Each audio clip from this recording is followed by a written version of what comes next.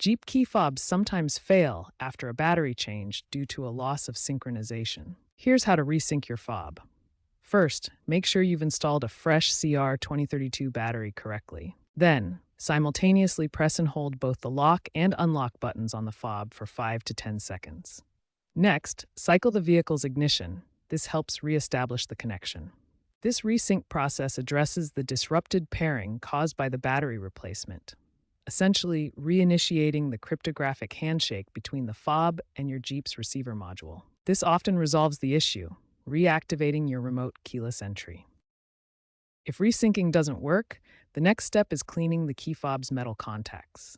Over time, these contacts can corrode or oxidize, hindering their ability to communicate effectively with the battery. To clean them, use a cotton swab lightly dampened with isopropyl alcohol. Gently wipe the metal contacts to remove any buildup.